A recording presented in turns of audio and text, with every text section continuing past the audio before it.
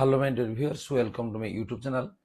जो मैंने ओटीटी 2025 देवा जाऊँगी एवं जोड़ा कि परीक्षा होगा जाऊँगी आमर 17/12/2025। ताहले आज आम ए भिडियो रे आलोचना करिबा जे ओडिया तार पेपर 1 तेणु ओडिया आमर पड़ो केते नंबर ने 30 नंबर पड़ो एवं ये 30 नंबर रु आमे केमती अधिक रु अधिक नंबर रखिपर। तेणु यही वीडियो को प्रथम शेष पर्यटन देखी नियो जब चैनल को नुआ आसे सब्सक्राइब कर नोटिफिकेशन बेल को ऑन कर कौ भाई प्रश्न आम ओडिया आसो आम देखीना। देख एमती थी जो गोटे अनुच्छेद निम्न प्रदत्त अनुच्छेद पाठ कर तले दिया प्रश्न गुड़िकर जोटा कि प्रश्न 1 ରୁ 5 पर्यंत तार उत्तर देवाई कही आम अनुच्छेद को प्रथम पढ़ीना। जो देशर साम्राज्य दिने गंगा ठारू गोदावरी पर्यंत विस्तृत होता आज से देश को बंग बिहार और ओडिशार नवाब आलीवर्दी खां नागपुर भोसला दरबार रे चौथ पाई बंधा पकाई मारिपिटी वर्ष को 12 लाख टंका चौथ आदाय करी नागपुर दरबार को पठाइबा कटक रे मरहटा फौजदार एकमात्र कार्य। यह उपरे जो फौजदार जेते बेसी लुटतराज उठाई पारा नागपुर दरबार ताहार सेते बेसी प्रतिष्ठा अफगान और मोगल माने हिंदू धर्म विद्वेषी होई सुधा ओडिशा रे जहा करनथिले हिंदू धर्मर परम रक्षक साजी मरहटा माने ताहा करिया पई कुंठित हेले नाही। तीर्थयात्री विशेष रे जगन्नाथ पुरी यात्री माने हिंदू समाज रे सर्वथा आदरणीय और पूजनीय। मुसलमान मानक अमल रे एमानक उपरे कोनोसी जुलुम नथिला। नवाब नाजिम अमल रे जगन्नाथ यात्री मानक उपरे टिकस राजत्व आदायर एक प्रधान सूत्र थिला। ताले अनुच्छेद को नहीं आमर 5टी प्रश्न अच्छी। कौन कौन प्रश्न अच्छे हम देखी नेबा।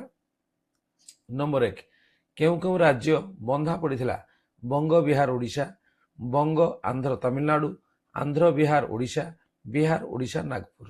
तेणु या भितर सठिक उत्तर कौन जे बंग बिहार ओडिशा।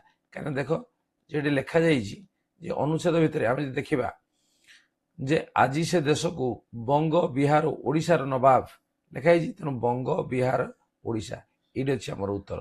तेणु आम अनुच्छेद भितर ही उत्तर आम रही भल भाव पढ़ी मन थी नचेत आम आउ थे पुणी अनुच्छेद को फेरी जा। नंबर 2 कौन पर राज्य गुड़िक बंधा पक नागपुर भोसला दरबार चौथ पाई राज्य गुड़िकर कर आदाय राज्यर सीमा बढ़ाई राज्य आर्थिक संकट पाई ताले कोड़ा अच्छी नागपुर भोसला दरबार रे चौथ पाई वर्ष को केते टंका चौथ आदाय करा जाउथला 13 लाख 14 लाख 12 लाख 17 लाख। अनुच्छेद भितर आम रही 12 लाख करा जाउथला। केउ माने हिंदू धर्म विद्वेषी थिले अफगान और मोगल मरहटा और अफगान मोगल और मरहटा अफगान और मुसलमान को मान थिले जे अफगान और मोगल हिंदू धर्म विद्वेषी थिले। हिंदू धर्म रक्षक होई हिंदू मान अधिक जुलुम किए कले मुसलमान माने मरहटा माने इंग्रेज माने मोगल माने। तार उत्तर है कौन जे मरहटा माने। देख ये तो गला अनुच्छेद तापर पुणी कविता दिखाई से कवितार को पढ़ला से 5टी प्रश्न अर्थात 6 ରୁ 10 नंबर पर्यंत प्रश्न रही। प्रथम आम कविता को पढ़ने। देखी देखी पल्लीग्राम शोभा कि सुंदर आहा मनोलोभा भुंजी शोभा मधुरिमा छाड़ी अच्छी ग्राम सीमा देई बहे निर्जने सरिते नदी बक्षे भासी जाए विदेशी बोईत तटनी पुलिन उच्च देशे निर्जन निस्तब्ध ग्राम शेषे नाना प्रकार विटपी घन गुल्मलता टपी कहीं उभा होइछंती भेदी अभ्र के देश क्षुद्र जन मध्य जेने महात्मा अवशेष यही स्थाने ग्रामर श्मशाने थिले ग्रामे दिन भाग्यवान तेजिन संसार माया जेबे विसर्जिले काया यही स्थाने हेले सर्वे भस्मे परिणत स्मृति पटे उभासई अद्भुत जगत किवर्णिमी से मृत्यु संसार अतीत से क्षेत्र वर्णना। तापर आमर 5टी प्रश्न अच्छी जे ग्राम सीमा दे कौन बहे निर्जन सरित नदी धार कुलकुल झरणा घन सागर ता भितर अच्छी निर्जन सरित नदी बक्षरे कौन भासी जाए गुल्मलता विदेशी बोईत ପକ୍ଷୀ ମାନଙ୍କର କେଳିରାବ ମନ୍ଦିରର ଘଣ୍ଟ ଧ୍ୱନି ସଠିକ ଉତ୍ତର ଯେ ବିଦେଶୀ ବୋଇତ। ପ୍ରକାଣ୍ଡ ବିଟବୀ ମାନେ କିଭଳି ଉଭା ହୋଇଛନ୍ତି ମହାତ୍ମା ବିଶେଷ କ୍ଷୁଦ୍ର କ୍ଷୁଦ୍ର ଗୁଳ୍ମ ମଧ୍ୟରେ ମୁଣ୍ଡ ଟେକି କ୍ଷୁଦ୍ର ଜନ ମଧ୍ୟରେ ମହାତ୍ମା ପରି। ଏଇଟା ହଉଛି ପ୍ରକାଣ୍ଡ ବିଟପୀ ମାନେ କ୍ଷୁଦ୍ର ଜନ ମଧ୍ୟରେ ମହାତ୍ମା ପରି ଉଭା ହୋଇଛନ୍ତି। ଗ୍ରାମର ନଦୀ ଭାଗ୍ୟବାନ ମାନେ କେଉଁଠି ଭସ୍ମୀଭୂତ ହେଲେ ନଦୀ କୂଳରେ ଗ୍ରାମ ଶ୍ମଶାନରେ ପଲ୍ଲୀ ମାଟିରେ ନିଜ ଜନ୍ମ ସ୍ଥାନରେ। ଇଏ ହବ ଗ୍ରାମ ଶ୍ମଶାନରେ। କାହାକୁ ତ୍ୟାଗ କରି କାୟା ବିସର୍ଜନ କଲେ ମାଟିର ମୋହ ସଂସାର ମାୟା ସ୍ୱଜନ ଆତ୍ମା। ଇଏ ହବ ସଂସାରର ମାୟା। ତେଣୁ ଇଏ ଥିଲା ଆମର ଯୋଉ କବିତା ଥିଲା, ସେଇ କବିତାକୁ ନେଇ ଆମର 5ଟି ପ୍ରଶ୍ନ ଗଲା। ତାପରେ କଣ ଅଛି ଦେଖିବା। କାହାକୁ ଆଦିଭାଷା କୁହାଯାଏ? ପାଲି, ଓଡ଼ିଆ, ସଂସ୍କୃତ, ହିନ୍ଦୀ। ସଂସ୍କୃତ ୟାକୁ ଆଦିଭାଷା ବା ପ୍ରଥମ ଭାଷା ବୋଲି ୟାକୁ କୁହାଯାଏ। ନେକ୍ସଟ, NCF 05 ମତରେ ଭାଷା ଶିକ୍ଷା କଣ ହେବା ଉଚିତ? ତ୍ରିଭାଷୀୟ, ଦ୍ୱିଭାଷୀୟ, ବହୁଭାଷୀୟ, ମାତୃଭାଷା କେନ୍ଦ୍ରୀୟ। ତେଣୁ NCF 2005 ବା 05 ମତରେ ଭାଷା ଶିକ୍ଷା ବହୁଭାଷୀୟ ହେବା ଉଚିତ। ନେକ୍ସଟ, ପଠନର ଉଦ୍ଦେଶ୍ୟ କେଉଁଠି? ଛାପାକ୍ଷର ଲେଖିବା, ଗଡ଼ ଗଡ଼ କରି ନ ବୁଝି ପଢିବା, ପ୍ରଶ୍ନ ଉତ୍ତର ଲେଖିବା, ବହିରେ ଥିବା ଛାପାକ୍ଷର ଶବ୍ଦ ବାକ୍ୟ ଅନୁଚ୍ଛେଦ ଗୁଡ଼ିକୁ ପଢି ବୁଝିବା। ତେଣୁ ପଠନର ଉଦ୍ଦେଶ୍ୟ ରହିଲା ଆମର କଣ, ଯେ ପଢିବା ସହିତ ତାକୁ ବୁଝିବା ଦରକାର, ତାହେଲେ ନା ପଠନ କୁହାଯିବ, ନଚେତ କୁହାଯିବ ନାହିଁ। ନେକ୍ସଟ ନମ୍ବର 14, ସମନ୍ୱିତ ପାଠ୍ୟପୁସ୍ତକ ପଢାଇବା ପାଇଁ କେଉଁ ସମସ୍ୟାଟି ଶିକ୍ଷକଙ୍କ ପାଇଁ ପ୍ରଯୁଜ୍ୟ? ସମନ୍ୱିତ ପାଠ୍ୟପୁସ୍ତକ କିପରି ତିଆରି କରାଯିବ, ପ୍ରସଙ୍ଗଟିକୁ କିପରି ସମନ୍ୱିତ କରି ଲେଖାଯିବ, ସମନ୍ୱିତ ପାଠ ପାଇଁ ବିଷୟ ଭିତ୍ତିକ ପାଠ୍ୟ ନିର୍ଘଣ୍ଟ କିପରି କରାଯିବ, ସମନ୍ୱିତ ପାଠ୍ୟପୁସ୍ତକ ପଢାଇବାରେ ପ୍ରତି ପିଲା ପାଇଁ ମୂଲ୍ୟାୟନ କିପରି କରାଯିବ। ତେଣୁ ଏଠୁ କୋଉଟା, ଯେ ସି ହଉଛି ଆମର ସଠିକ ଉତ୍ତର। ନେକ୍ସଟ, ଶ୍ରୁତ ଲିଖନ କେଉଁ ଦୁଇଟି କୌଶଳ ଉପରେ ପର୍ଯ୍ୟବସିତ? ଯେତେ ଶ୍ରୁତ ଲିଖନ ଅର୍ଥାତ ଆମେ ଡାକିବା ସେ ଲେଖିବ, ଅର୍ଥାତ ସେ କଣ କରିବ, ଦର୍ଶନ ଲିଖନ, ଏଠି ଦର୍ଶନ ନାହିଁ, ଶ୍ରବଣ ଲିଖନ, ହଁ ଇଏ ଶୁଣିବ ଆଉ ଲେଖିବ, ଠିକ ଅଛି। ତେଣୁ ବି ହଉଛି ଆମର ସଠିକ ଉତ୍ତର। 16, ଶ୍ରେଣୀରେ ଲିଖନ ପାଇଁ କେଉଁ ସାମଗ୍ରୀଟି ଏବେ ଅଧିକ ପ୍ରଯୁଜ୍ୟ ହୋଇଛି? ବହି, ଶିକ୍ଷଣ କୋଣ, କାନ୍ଥ କଳାପଟା, ପ୍ରଦର୍ଶନ ଫଳକ। ଏହାର ସଠିକ ଉତ୍ତର ହେଲା କାନ୍ଥ କଳାପଟା।